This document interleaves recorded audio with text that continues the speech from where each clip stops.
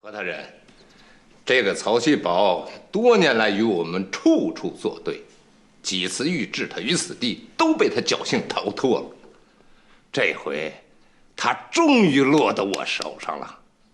啊，皇上也病了，没人能救得了他。您就看我不把他往死里整！不，傅大人，这个时候你与其要他的命，不如要他的话。要他的话？您的意思是？曹锡宝屡次躲过我们，为什么还敢跟咱们作对呢？因为他背后有撑腰的人。这个人是谁呢？广兴。广兴背后又是谁呢？就是嘉庆皇帝。所以你只要撬开曹锡宝的嘴，让他供出幕后主使者是广兴，那皇上这出戏他就没法往下唱。哦，再说了，太上皇最忌讳的，就是皇上背着他培植自己的力量。皇上跟曹锡宝、广兴、王杰这些人串通一气，那皇上自己的位置就岌岌可危，这朝廷得出多大变故，你能想到吗？那就是再好不过的结果了。何大人的意思我明白，你放心，逼供我最在行，保管让曹锡宝开口。曹锡宝，我劝你还是识相点，把你的幕后主使招出来，免受皮肉之苦。大家两便，如何呀？我一人做事一人当，从来就没有幕后主使。难道你让我凭空捏造出来一个吗？看来曹大人是想见识见识我大清的10大酷刑了。好啊，来呀！这，给我打！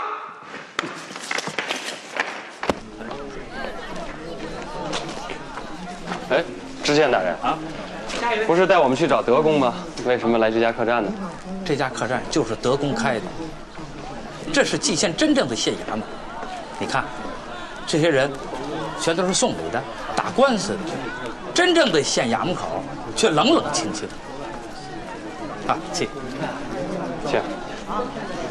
下一位，哎，干什么？干什么？干嘛呢？干嘛呢？你招呼也不打，就往里边乱闯呀你！这我是知县，知县怎么着？知县也不行，没看见外面那么多人，都是来找德公办事儿的。德公哪是那么容易见的呀？上外排队等着去吧。那这得等什么时候的呀？这最少也得等3天吧？怎么着？你不想等啊？不想等，您就别想见到德公，也别想办成什么事儿。看来只能等了。那就等，我们就在这家客栈住下，总能等到德公了吧？啊，哎，不行，我们客栈已经住满了。伙计，这样，劳烦您通融通融啊！哎，通融。好的好的，我这就给您准备一间上好的客房。那我可就静候佳音了。您请回吧，知县大人。告辞。告辞。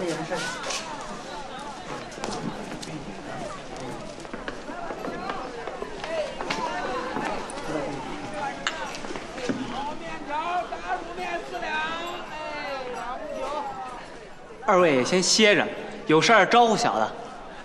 去吧。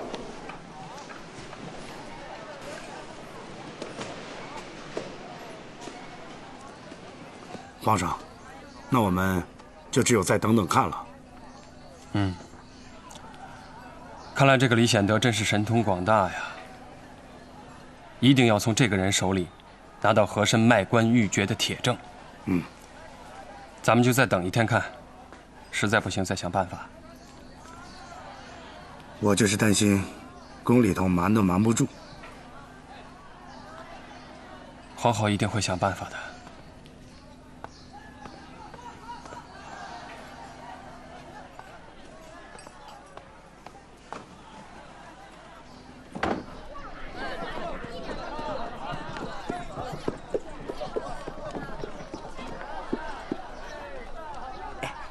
爷，德公派奴才给何大人送来一车礼物，烦请通报一声。好，我立刻就去通报。王管家，你怎么才来呀？路上碰了点事儿。我家老爷和九姨太要问你几句话。是吗？这是奴才几辈子积来的德呀！好，奴才这就进去。去，把车上的货卸下来，搬到库房里去啊！走。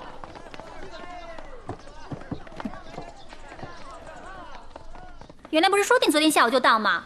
怎么现在才来？奴才有罪，昨天本来是很早就出城了，不料在城门口遇到2个外乡人不肯让道，还要与德公打起了官司，所以才耽误到现在。奴才有罪。什么人呢？这么大胆？自称是游学京城的湖南秀才，我听口音却不像。哎，你等等，那他们什么口音啊？回老爷的话，那2个人的口音倒像是京城人。若不是这2个人生事儿，早该……那他们长什么模样？2个人都有30多岁，一个身材较高，长方脸盘，笔直口阔；另一个身材魁梧，眼睛不大，却很亮。刘全，老爷，去，快去请吴大人。这。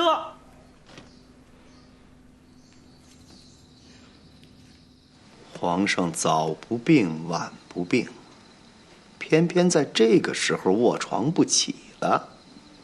吴大人，这事儿可有点蹊跷啊。前天上朝还精神得很，怎么一下就病倒了呢？我也怀疑其中有诈。王杰、曹锡宝好不容易落到我们手上，皇上会不会正在琢磨出什么招数来救他们？你说在这个节骨眼上，我现在担心，蓟县那2个人就是皇上和广兴。若皇上果真到蓟县微服私访，那就太容易叫他抓住把柄了。凶险呐！合着我得让王管家快马加鞭送信到蓟县，告诉李显德严加防范。吴大人，明天你去玉清宫打探一下，看看皇上到底在不在宫里。好，我明天一早就去。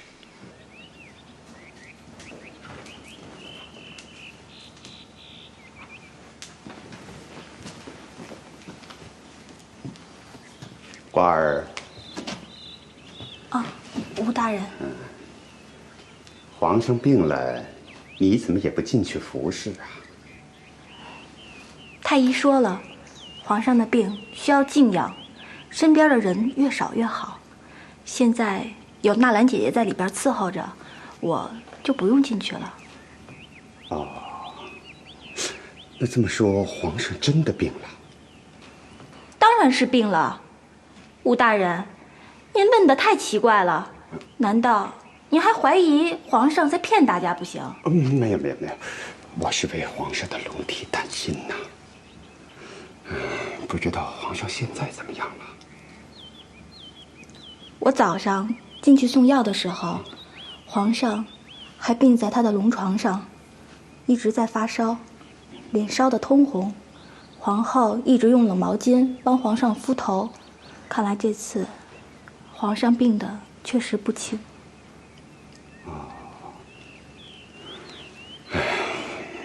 望皇上的龙体早日康复啊！我得赶紧回去给药王爷烧几炷高香，替皇上祷告祷告。吴大人的忠心，我会替您转告皇上的。那倒不必了，这是臣子的本分。官儿，你也不要跟皇上说我来过了啊。那好吧，吴大人。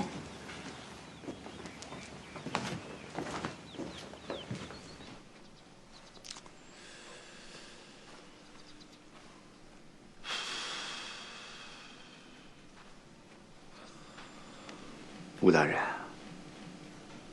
听起来好像是真的了，可是毕竟没有见到皇上，不好确定啊。可可是想见皇上恐怕很难呐，何大人。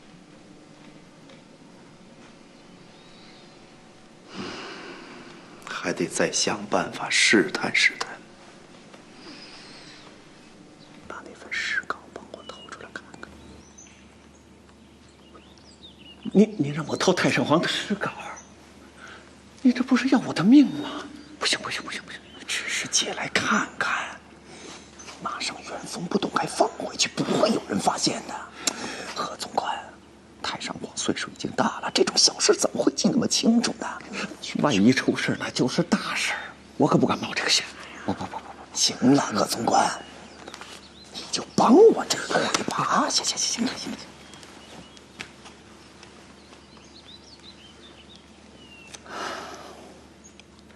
好吧，何大人，你用完以后可立马给我送回来，千万不能出一点岔子。我某一天一定完璧归赵，放心吧。何大人嘞，您是让我陪着您玩命啊！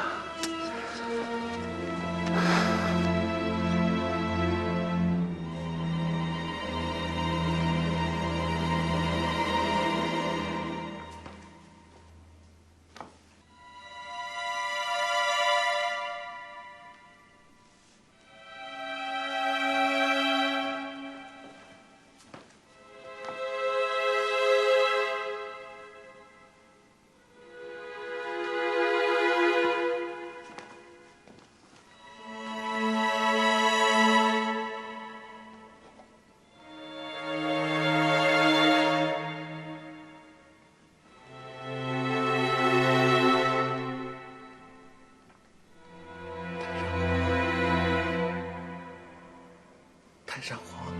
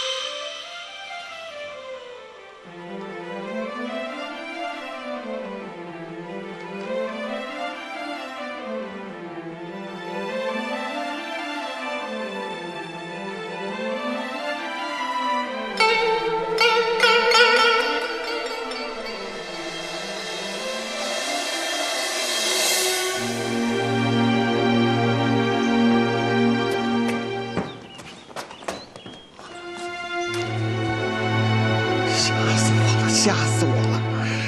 差一点就让强爷发现了，好险！哎呀，怎么样啊？拿到没有啊？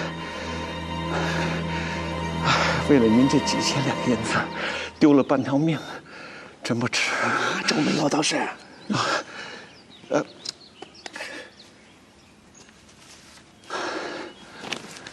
放心，以后不会亏待你的。这可是你自己说的。你要记住了，怎么会呢？怎么会呢？啊！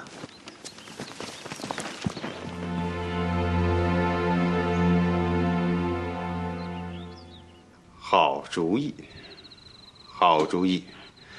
太上皇的事，皇上总不能不理睬吧？见不到人，总得见到笔记吧？否则那肯定就是不在宫里啊。何大人，明天我一早就去再探玉清宫。这个李显德的谱可真大呀，都快2天了，还是连他的人影都见不到。这要等到什么时候啊？是啊，再这么等下去，宫里就瞒不住了。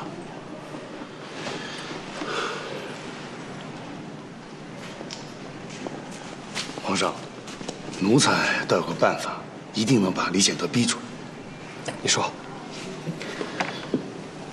咱们就说，在房间里丢了东西，跟他们打闹。好，就这么办。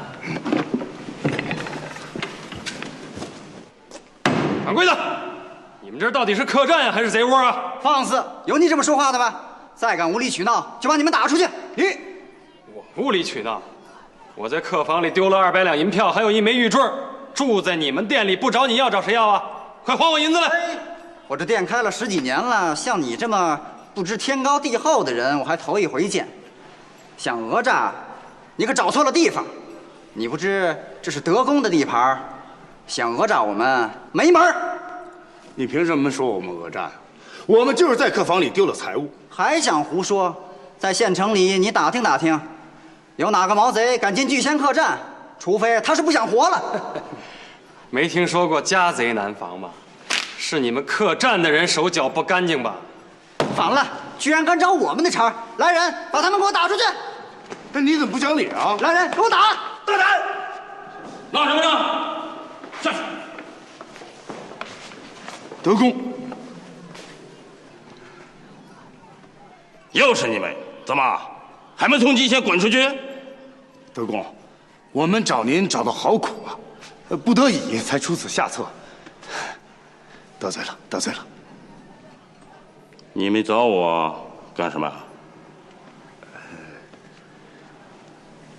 买官的事儿，德公。好吧，过来说话。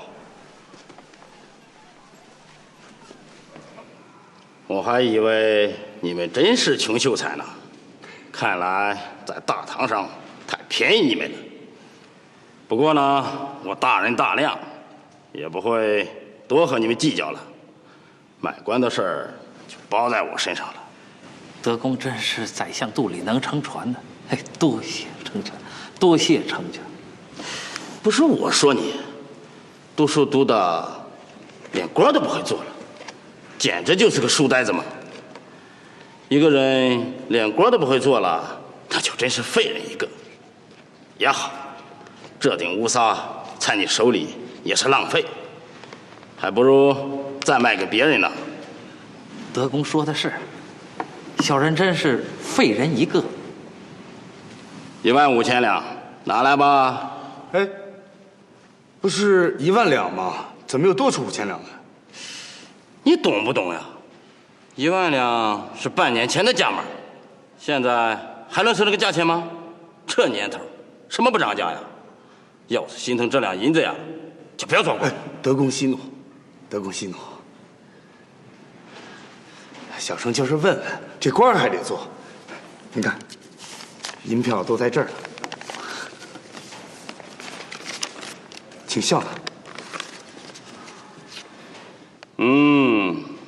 这还差不多。行了，看，德公我没给你吹牛吧？知县的大印都在这儿了。黄庆，你现在就是蓟县的知县了，趁此机会大捞一把，别像这个书呆子，白白糟蹋了这个肥缺。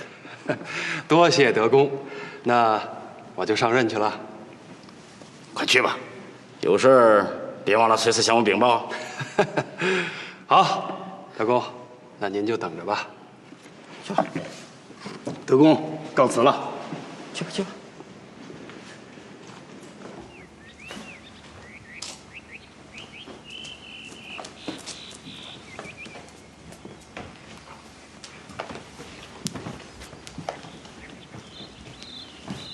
吴大人。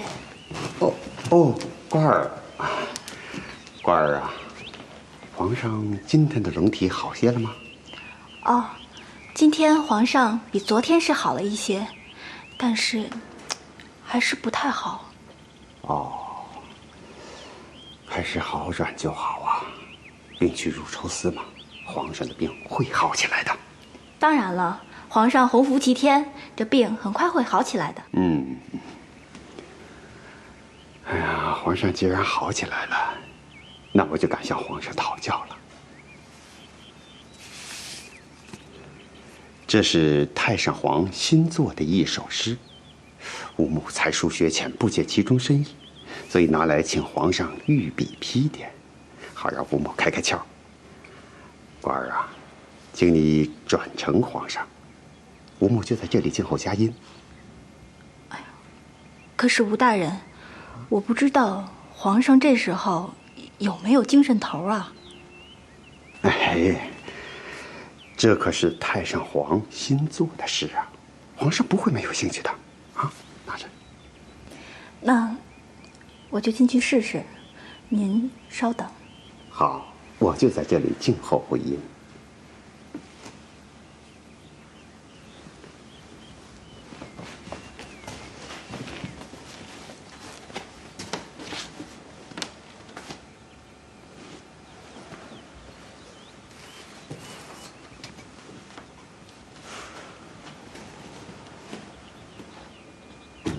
官儿，你也看到了，皇上的确不在宫。可这事儿，绝不能让吴醒兰和和珅他们知道，咱们得想个法子瞒住他们。多谢皇后娘娘信任。我什么时候把你当过外人了？好了，先不说这个了。吴醒兰他们啊是有备而来。他们也不是一句话两句话能打发他走的。对，如果这次再说龙体不适，他们肯定会看出破绽的。这可怎么办呢？皇后娘娘，奴婢倒是有一个法子，就是怕会冒犯皇上。都什么时候了？快说吧。奴婢会写几笔字。对皇上的笔记也比较了解，奴婢在想，可不可以模仿皇上的笔记，给吴大人一个御笔钦点呢？那吴醒兰可不是什么省油的灯，这万一让他瞧出破绽，那不得了啊！是呀，官儿，你有把握吗？我有把握。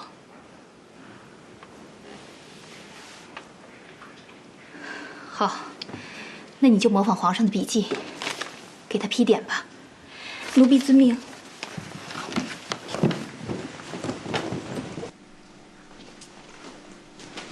何大人，何大人，您看，这确实是皇上的笔记，还能看得出他握笔的手在颤抖呢。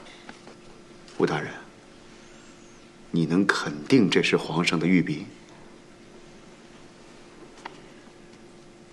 千真万确是皇上的笔记。那我就放心了。看来皇上是在宫里养病呢。对呀，现在皇上还在病床上躺着呢。哎，福长安问出什么来没有？没有。这个曹锡宝他死活不开口啊！这个曹锡宝就是又臭又硬。跟他说，一定尽快把他拿下。趁皇上病没好，一定尽快把广兴这个鬼抓狐给我除掉。等皇上病愈以后，就会发现左膀右臂都没了，真成了孤家寡人了。好，下官明白。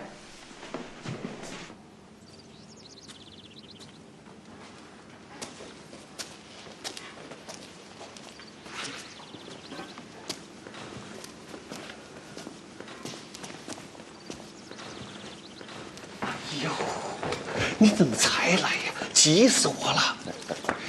要是让太上皇发现了，我就没命了。我不跟你说了吗？没事儿的。啊，我得赶紧趁着太上皇打盹这事，我给还回去。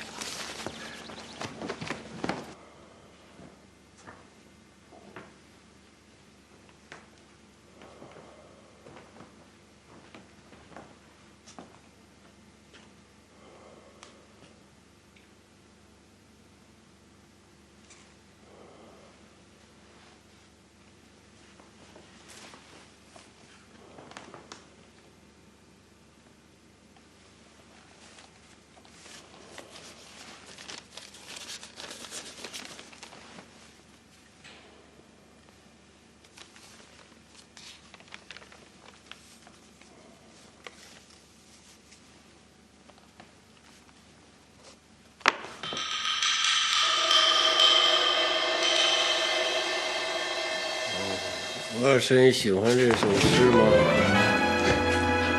和珅，太皇，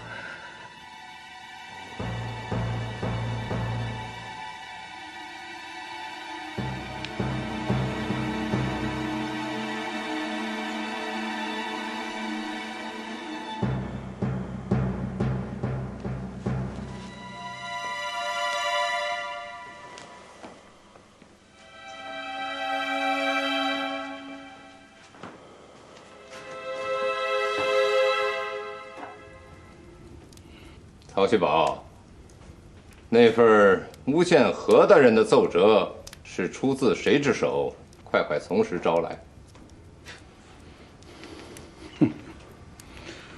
和珅卖官鬻爵，这是众所周知的事儿。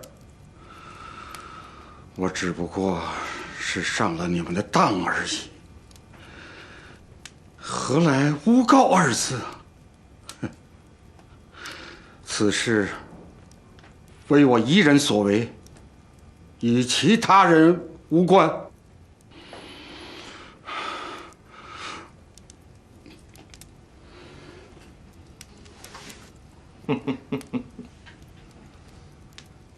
你不开口，我自有办法。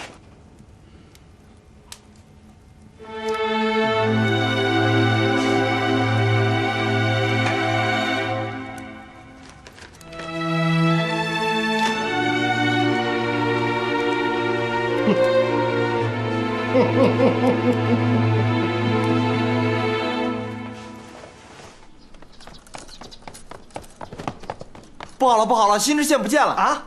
老知县呢？老知县也不见了。得，连卯都不用点了。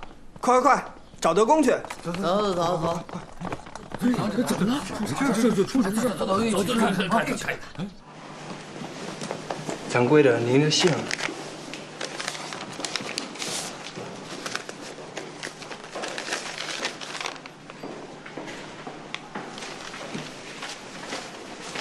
德公，王管家来信儿了。说什么了？何大人特意叮嘱，那2个人很可能是从京城来的，让德公严加提防。是吗？德公，不好了，新知县和老知县都不见了。那知县的大印还在吗？知县的大印也不见了。哎呀，坏了！赶快备车，我要立刻上京城。是，快！今天是皇上病愈后第1次临朝，你我要抓住曹锡宝诬告案，别让他轻易对付过去。曹锡宝的这份供词可是一剂猛药，皇上肯定措手不及，看他怎么保得住广兴。看我眼色行事。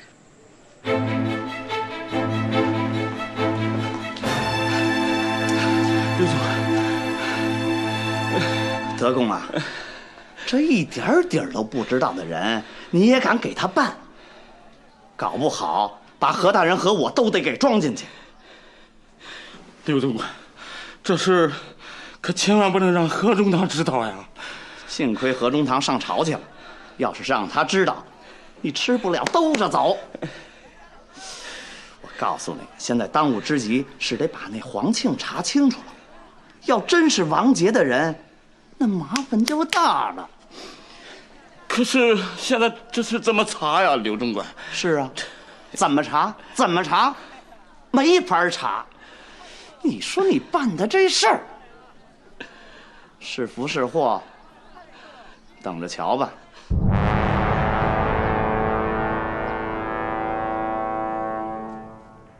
皇上，奴才以为曹锡宝诬陷案的幕后主使不光是王杰，还有其他人。哦，那还有谁啊？何相不妨直说。皇上，此案是福大人问出来的，不妨由福大人向您回禀。那你就说吧。回禀皇上，奴才这儿有一份曹锡宝的供词，请皇上预览。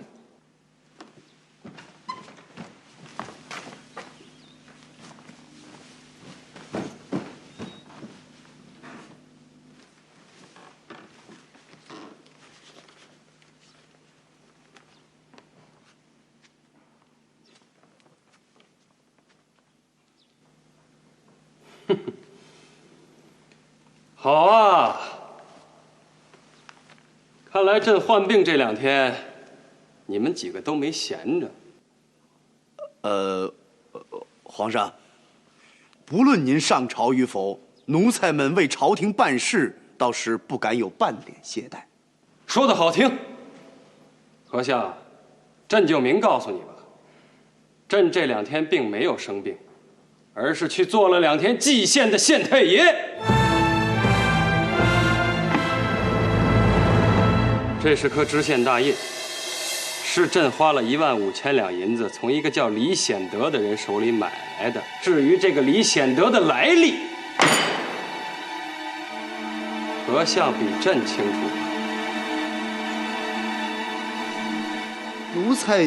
奴才不知道这是怎么。何相不妨把这件事儿公之于众，看看有几个人相信你的话。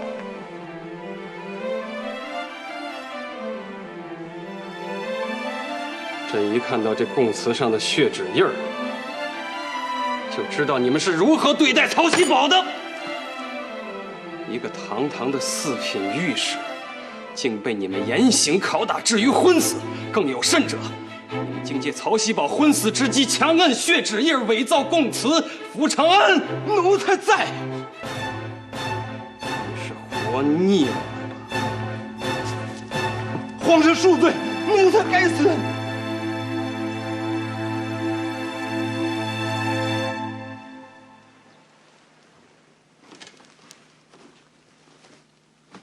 这件事儿，大家心里清楚就行。朕现在还不想杀人，也不想让太上皇知道此事。何相公，奴才在。朕现在就把这个案子交给你来了结。曹锡宝到底是不是诬告？王杰是不是结党营私？你心里很明白。王杰和曹锡宝该如何处置，你现在也应该很清楚了吧？是，皇上，奴才清楚，奴才马上让福大人把曹大人放了，并且启奏太上皇，让他官复原职。罢了，何必矫枉过正呢？曹锡宝的奏折确有不实之处，人放出来就可以了，令其闭门思过，起复一事以后再议。至于王杰嘛，先不用回军机处了，这样也就避免打扰太上皇了。皇上，奴才就照皇上的意思办。皇上，这样是不是太便宜和珅了？我们好不容易抓住他的把柄，怎么能轻易放掉呢？朕也不想便宜和珅，只是他已经蛊惑了太上皇，说朕想分享太上皇的权力，而且太上皇已经起了戒心。之所以罢黜王杰的军机大臣，就是为了避免自己被架空。在这种形势下，朕绝不能让太上皇再生误会。凡事啊，低调处理为好。奴才明白。至于让曹锡宝闭门思过，不过是暂时迷惑他们，朕对他将另有重用。皇上深谋远虑，令奴才佩服之至。成事不足，败事有余。为了那点蝇头小利，让我精心设计的棋局满盘皆输，我杀了你的心都有，你知不知道啊？小弟知罪，老爷息怒，你别气坏了身子。长一点见识，用用你的心眼儿，动动你的脑子，行不行啊？是，老爷。还有你，吴大人，恕何某直言，你也太无能了吧！啊，皇上离京多日啊，你居然去玉进宫打听过2回，都不知道皇上不在宫里。吴某无能，吴某无能。可何大人，我进不了皇上的寝宫啊！我得来的消息都是官儿告诉我的，我这实在是有难处啊！行了。哎，对了，那个瓜儿现在是不是越来越往皇上那边靠啊？何大人，不得不防啊！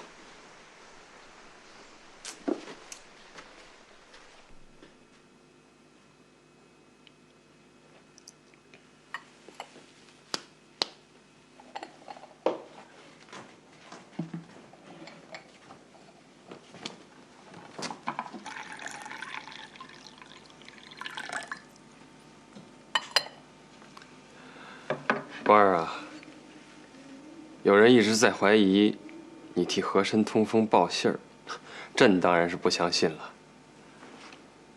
你能跟朕说实话吗？皇上，您赐奴婢死吧，奴婢有罪，奴婢该死。难道你真的替和珅通过风报过信儿？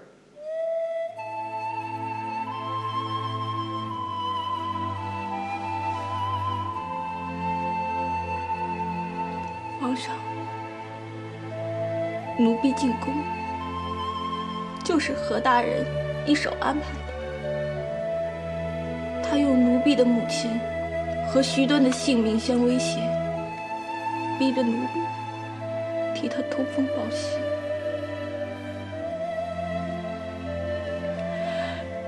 可是皇上，奴婢真的是打心眼里恨死了何大人，根本不愿意为他做事，所以奴婢真的没有故意做过坏事，也没有故意害过您皇上。皇上，您请相信奴婢吧。原来真的是这样。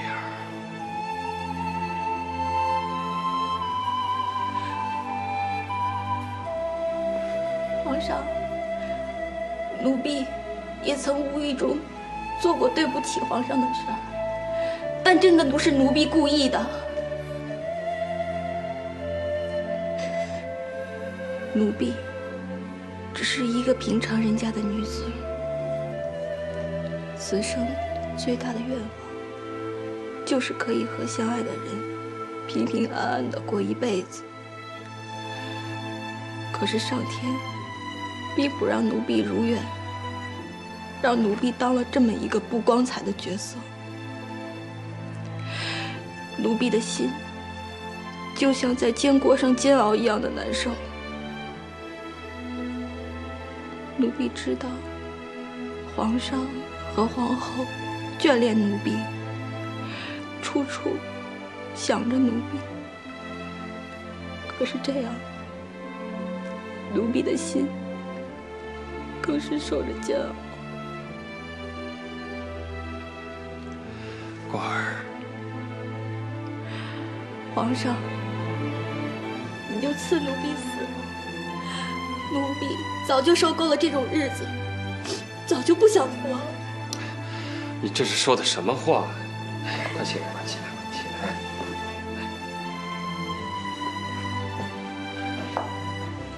朕一直都相信你是个善良的姑娘，相信你绝不会故意做那种伤天害理的事儿。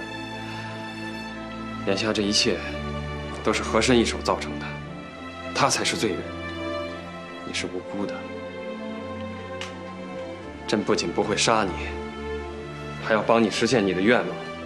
等将来啊，剪除了和珅党羽，朕一定帮你回到徐端身边，过你想过的日子。谢皇上。好了，好了，好了，来来来，起来。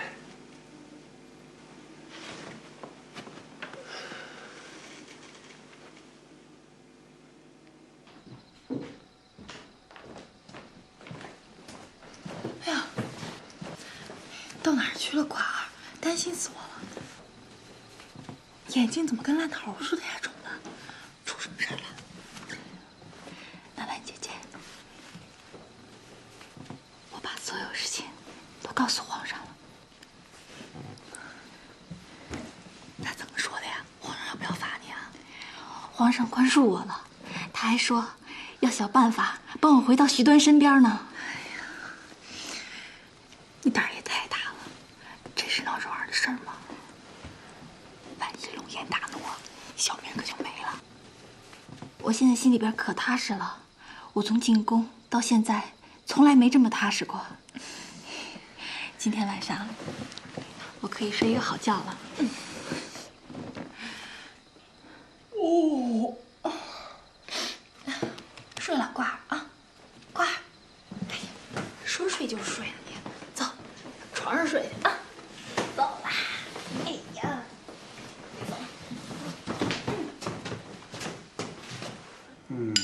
傅长安真是蛇蝎心肠。瞧这浑身上下，哪还有一块好皮肉了？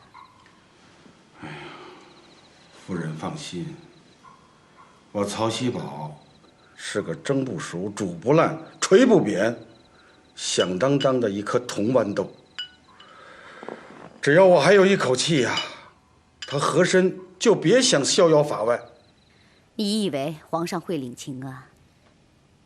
该罢免照样罢免，还要闭门思过。唉，做忠臣的，难道天生就该蒙受冤屈的？妇人之见，连宠辱不惊都做不到，就不配做忠臣。好一个宠辱不惊！哦，广大人，曹大人一片忠心，足以彪炳千秋。哎呀，广大人，是不是皇上有新的旨意？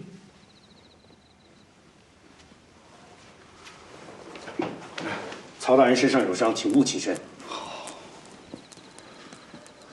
我是专程来告诉你，皇上罢免曹大人是因为另有重用。若能为朝廷效力，锡宝就是肝脑涂地，也在所不辞。皇上果然没有看错人。皇上不日将奉太上皇之旨东巡，命曹大人先圣驾一步，沿途密查和珅及党羽贪赃枉法的事实，然后在盛京与皇上会合，共商弹劾和珅事宜。曹大人请看，这是皇上的密旨，请曹大人详阅。